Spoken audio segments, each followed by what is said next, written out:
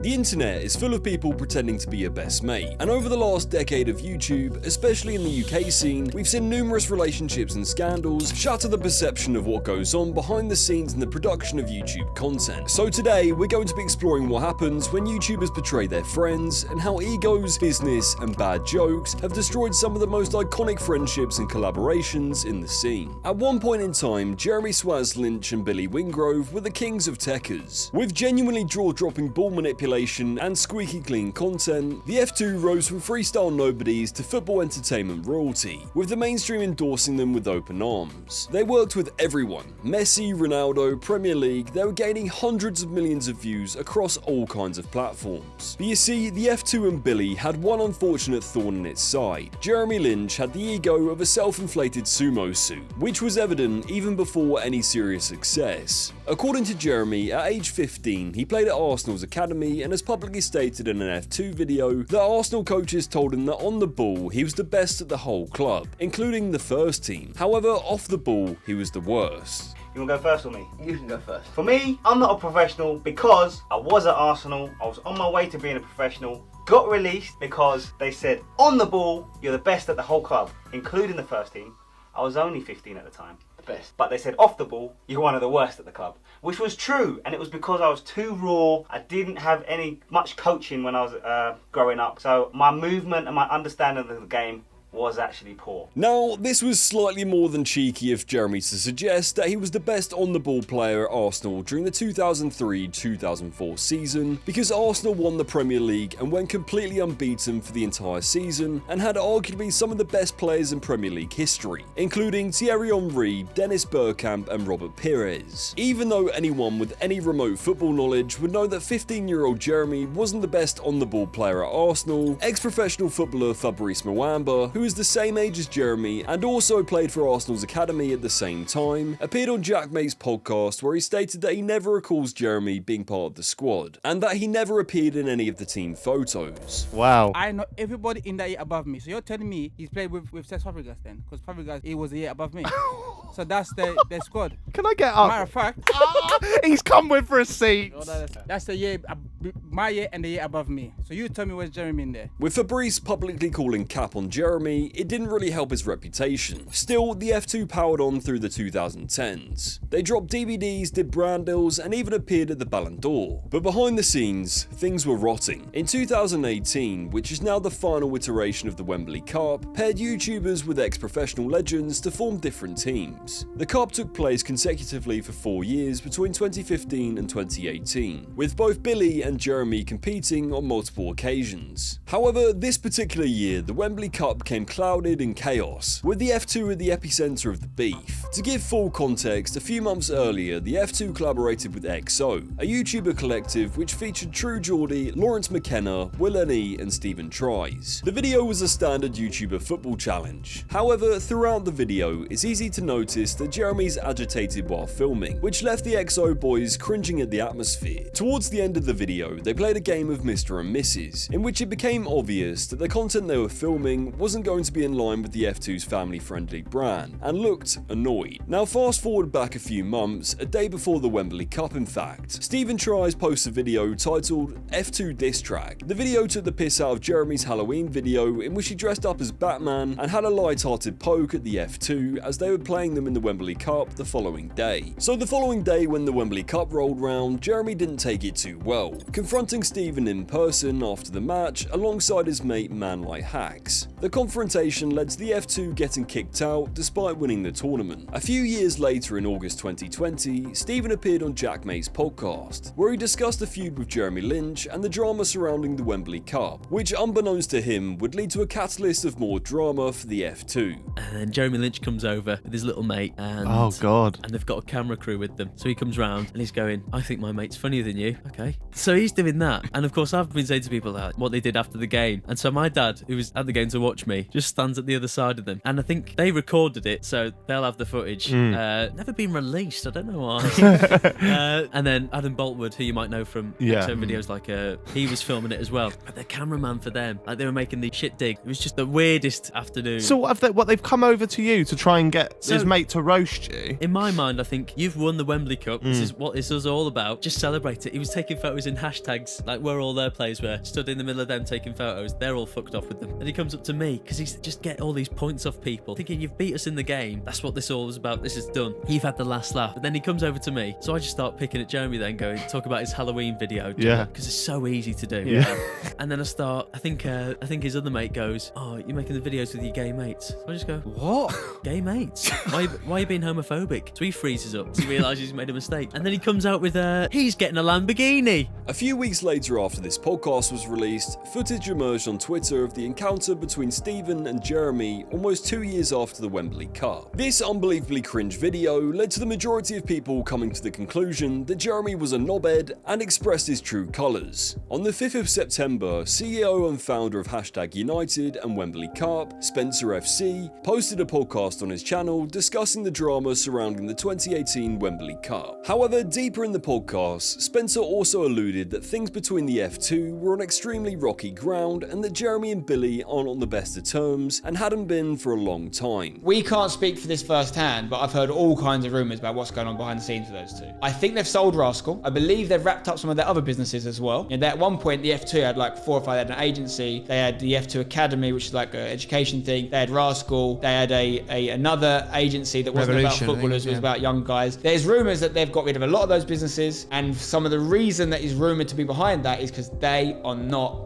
on good terms. I don't even know if they're mates. I think they've, for a number of years, and I've seen this firsthand, them working together has been a necessary evil, shall we say. I don't know if I'd be that surprised. Subsequently, after this, more and more people within the industry began to speak out about their experiences working with Jeremy. These days, the F2 channel and duo are basically split. Billy Wingrove has his family channel making, well, family content, and Swaz Lynch has his incredibly successful YouTube channel making TikToks for kids. What once looked like a tight friendship turned out to be just another business partnership, one soured by ego and delusion. And when your whole brand is built off teamwork, that kind of breakdown is hard to hide. Brian Davis, aka True Geordie, was never your typical YouTuber. Angry but passionate rants, brutally honest takes, and a body like a rather large pub bouncer. He started by calling out Premier League players, Right, a message to Niall Ranger here. And eventually built a media empire that was heavily inspired by Joe Rogan. He started his career by recording himself on an ironing board, which led to opportunities working with football brands like Copper 90 and Football Daily. It was at Football Daily where Geordie met sports blogger Laurence McKenna. Over time, the two developed a close relationship and decided to work together to build the True Geordie brand after disliking a way a lot of these companies would operate. In 2016, 3 years after uploading his first YouTube video, Brian and Laurence came together to take their first steps into the podcast world, where to begin with, they would post episodes featuring fellow YouTubers. However, they would begin to diversify the guests as their profiles grew and the episodes went by. It got a reputation for being honest and raw show that doesn't shy away from difficult topics. The podcast was an opportunity for Brian to really mould and take his career to where he wanted it to be. As his podcast and channel developed, Brian and Laurence diversified into a wide range of content, which would result in them launching a new channel partnered with social media fan engagement company called Ball Street. This channel was titled XO, which we obviously spoke about earlier. However, in June 2019, XO abruptly stopped uploading to its channel after a breakdown in communication between Ball Street and the XO boys. Ball Street had heavily invested in the channel and didn't get a return on investment that they had hoped for. Despite it getting sponsors, it didn't generate enough revenue to cover costs of production. In February 2019, True Geordie and Laurence would take the concept of live sports commentary and create a show called The Kickoff, a separate channel which focused purely on football, more specifically live Premier League games. They would also create a second channel called The Knockout, which would be the same thing, just over combat sports instead. It was refreshing to see a YouTube show that actually cared about production, cinematography, and actually provided a unique concept of having each panel member be a different fan from a different Premier League club, offering varied perspectives despite how bad some of the takes may be. On August 19th, 2019, True Geordie's world got rocked when a Twitter Twitter user leaked a screenshot of Brian sexting a woman via Instagram. This resulted in memeing and trending across the internet due to the messages being of incredibly kinky nature. Shortly after the screenshots were released, he got arguably the wittiest creator in the UK, Stephen Tries, to roast him on his own podcast. Which was honestly the best move, because if you take the power away by laughing at yourself, it will always die down pretty quickly. Or so Geordie thought. To this day, he still has to turn comments off on his socials to avoid hate and people mentioning the scandal. A couple years later, in July 2021, True Geordie and Laurence McKenna reacted to a charity football game called Clash of Creators. Laurence made comments bashing everything from the production value to condescending remarks on smaller creators who showed up. YouTuber Jackmate responded to his comments by stating,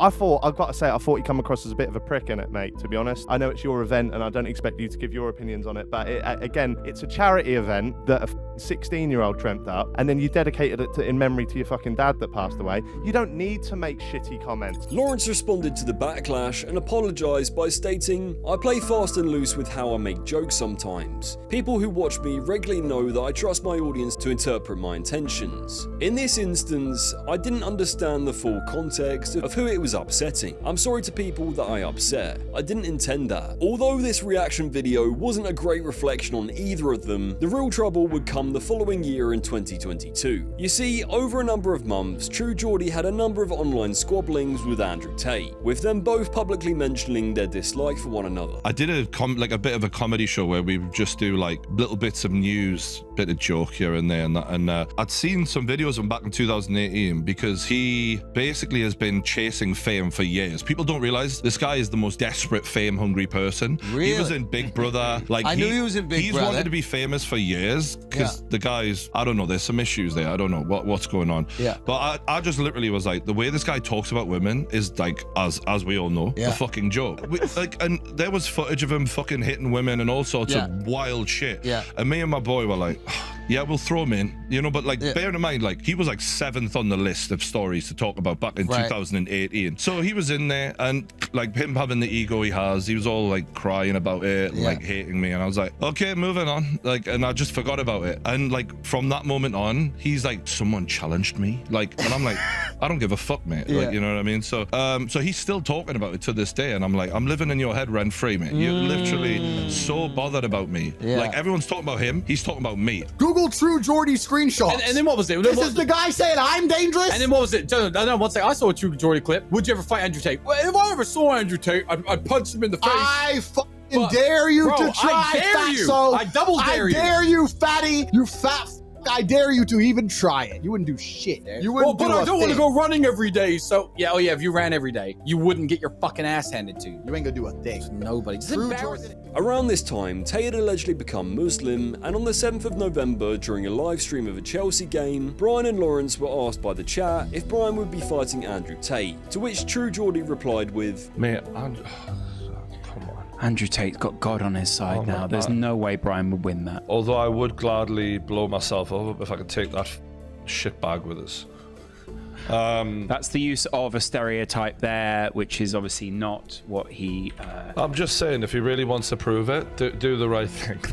Viewers of the livestream quickly clipped up the livestream and headed to Twitter and TikTok to share their disapproval of Brian's comments, which resulted in it becoming a trending topic and going viral on Twitter. Following the swarm of controversy, Tate was quick to respond to Geordie in an explosive rant. There's not many people in the world I have a personal beef with. I've had some internet beefs back and forth. There's very few people I personally dislike. One of them is True Geordie. And they did a video about me long ago where they were insulting a bunch of women who worked for me, calling them horrible names. He made full-grown women cry. I replied and said that's a horrible thing to do and he should apologize. He refused to apologize because he was full of hate. Turns out the man was full of hate because he ended up begging for dildos off of a woman. So this person is genuinely a piece of shit. And now, after me converting to Islam, he made a piece on one of his podcasts saying that I'm not true in my conversion and then insulted all Muslims. Then the Muslims blow themselves up and that I should go blow myself up. We should all blow ourselves up, making fucking racist comments about an entire religion as if that's somehow funny. Let me tell you something, my friend, and if True Geordie, if you're watching this is a message directly to you. There are certain times in life you need to know when to shut the fuck up.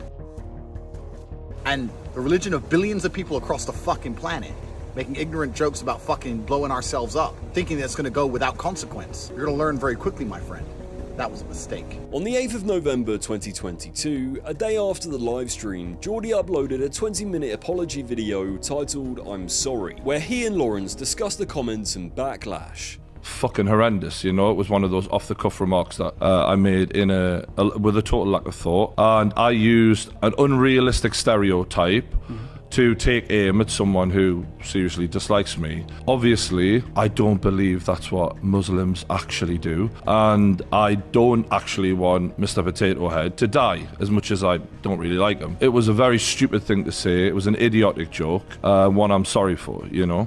For me, knowing that is like, when Laurence's son was born, it meant a lot, you know, to me. And to think that anyone would think that that's like a thing that's in me, when I have so much like love for your family. It was just such a stupid moment, you know. After the apology video was released, he received even more backlash, with the majority of people feeling like it wasn't really a sincere apology, due to him talking about his own life for a large portion of the video, and that it was more of just an obligatory thing to do to save his own reputation and brand relations. Some online commenters stated, how does an apology for casual racism turn into a pity party for Brian's personal life? Don't forget to hit that like button if you enjoyed and subscribe. Worst ending to an apology video in the history of apology videos. This isn't an apology video, this is a please don't cancel me. As the hours clocked on, brands Geordie was associated with started to feel the pressure from the bombardment of outcry, with Gymshark, one of his main sponsors, being the first to disassociate themselves with Brian. They put a statement out on Twitter stating, we do not condone racism, discrimination or Islamophobia in any form. We do not agree with the comments made by Brian, aka True Geordie, and have suspended our relationship with him indefinitely, effective immediately. As the first domino fell, so did the rest of his sponsors. PokerStars ended their working relationship with him, and even Twitch, the platform he used to livestream everything, banned him. This subsequently led to members of the Kickoff running away in the first chance they got, trying to get away from the radioactive PR disaster that Geordie had become. Adam McCullough stated, I was friends with Brian before the Kickoff, so this whole episode has been a bit confusing for me personally. He has since reached out, which I appreciate. I genuinely don't think Brian is a bad person at heart. He just made a mistake. We all make mistakes at some point. The way it's been handled throughout though has been poor. Ultimately, I've made the decision to step back from my position on the Kickoff. After being dropped from all of his sponsors, all his friends, colleagues abandoning him, and the backlash of the last apology video, True Geordie uploaded another video to his channel a few days later titled Listening, Learning and Changing. This time around, the video got to the point a lot quicker, with one person stating, this style of short, genuine apology is always better than a mini 20-minute podcast where topics can spiral, make you look worse and disingenuous. Unfortunately, mistakes have consequences, but I hope you're able to move forward. After the scandal, Adam McCullough, Rory Jennings and Boovie all left the Kickoff. Brian asked Laurence to stick around to cover the World Cup. So he did. But once the tournament ended, so did their partnership. And he said, would you do the World Cup with me? And I wasn't really in a mental space to it was kind of traumatic to go through that. Like, you know, to be humiliated on a live stream is not, or just in public, is not pleasant. And you probably know this, you have days where you're like, I don't want to go live today. And you're probably just having a slightly bad day. These were like bad days back to back to back. I had brands who I was meant to do stuff within the World Cup just being like, sorry mate, you are like radioactive right now. It's like I'd just been in the Chernobyl reactor and people were like, yeah, we can't do a brand deal with you right now. So we were losing that. Any deals that we would have had for the World Cup were gone. And obviously then the big brands in like the Gymsharks and those guys also dropped us. And there were nice calls with those people, and it was like, well, you know, there's not much else we can do. After the World Cup, the Kickoff returned in January of 2023, without Laurence and a brand new panel of guests. Most fans immediately felt like the Kickoff was nowhere near what it used to be, with some fans feeling like it was a refreshing spin on the show. However, a week after the Kickoff's return, just a month and a half after leaving the Kickoff, it was announced that Rory, Adam and Boovie would be launching a new podcast titled The Club, which would become part of the Fellas Studio, which is basically just a podcast production company owned by YouTubers Cal Freezy and Chip. In the trailer announcing the podcast, they uploaded a video titled Welcome to the Club. It was essentially essentially a video detailing what they would be bringing to the show, which, to some fans, sounded very similar to the kickoff. Some argued that this was a moment of profound snakiness from the club boys, as to be able to create a podcast in that short of time, conversations had to have been had behind Brian's back while they were on the kickoff. However, the club was a hit and gained over 180,000 subscribers within the first year of launching. Naturally, they started throwing shade. In one episode, they brutally ranked football podcasts and conveniently skipped over their old show. Fans weren't stupid. Honestly guys, I think either address the straight up what happened with the true Geordie, or don't mention it at all. This wink wink nudge nudge stuff is bizarre and disrespectful. Since his time on the kickoff and the True Geordie brand, Laurence has done a wide variety of work, from creating documentaries, launching his own channel, and producing the Chunks and Philly podcast, which has now also gone down the drain due to the alleged crimes of a certain someone. In 2025, Laurence was interviewed on Angry Ginger's podcast, where he explained in detail why his relationship with Brian couldn't make it through that toxic juncture, and why it was a difficult period in both of their lives. Is there anything you'd tweak differently about what you did when you had your time on YouTube, etc.? Yeah, I'd leave True Geordie sooner. Really? Not because we didn't get along, and not because I didn't like him, but because the mission started out as, in my mind, help him build it as big as possible, and hopefully I'll be really going up with him, and then I can do my own thing and he can do his own thing and we can just do stuff in between. But because stuff went wrong along the way and cancellations happened and stuff like that, I don't think people realise how big the True Geordie brand was at one point. Like, it was absolutely... it was massive. If people said to me, True Geordie, I don't know about you, but when I was growing up, right, he was like 100%. Obviously, until recent events, he's probably up there. I think that's my point, is he doesn't get the flowers because I don't know Brian anymore. When he made the comments about Islam and I was next to him and it all cracked off, our relationship just wasn't in a point where we could have gotten through that together. I just had a kid 3 months before it, my wife had, and we'd had a new kid, and our relationship had become quite strained. And I think part of the reason that we got to that stressful point where he was making like strange comments on camera, should we say, was because there was a lot of stress around the business at the time, just keeping it going. And you know what it's like. There's a lot of pressure to deliver a brand deal before this date and to do this. And as easy as that seems, I think the thing that people don't know about YouTube is sometimes you can't just switch it on and be like, right, we're going to be funny today. Or if someone's got something personal going on in their life, you can't just go and have a smile. You want to go to the gym, or you want to try and get it out somehow. And we just weren't looking after ourselves. And then all that cracked off and we were just not in a position to make it through. It kind of got to a point where he was sort of, he didn't say it specifically to me, but it was sort of like, you know, everyone else had gone off and made their own thing. They've made their own business off the back of that. And I felt not obliged, but like I felt loyal to a friend that I knew didn't mean to cause the harm, but at the same time wasn't helping us to stop it. We all disagreed on how to deal with it. Did it need to go that far? Did you need to be fully cancelled? Did you need to basically be thrown to the lions or whatever it was? I don't think so. I'm also not saying therefore forgive everything. Do you know what I mean? No, I hear that. You can do both. To be honest, we didn't have a good relationship at that time, Brian. We were very loyal to each other, but we did not off camera have a great relationship. There was a lot of tension between us because I just had a kid and I was split between looking after kids with my wife and a job where we needed to be very dedicated. And he was trying to be understanding, but it was difficult. And so I didn't have the money in the bank to be able to challenge him, and for it not to maybe off camera then go, what the hell? Why did you do that? He just said, I didn't mean it like that. I'm not going to apologize because I didn't mean it like that. And so we were saying, we can't say that. Like, we've got to go out and do this. And then we recorded a longer podcast. Somehow I went home after recording the podcast. Obviously my kid was young. And then that podcast got edited down and we took a load of stuff out that should have been left in. It went out. And then loads of people were like, well, he doesn't really mean this, sorry.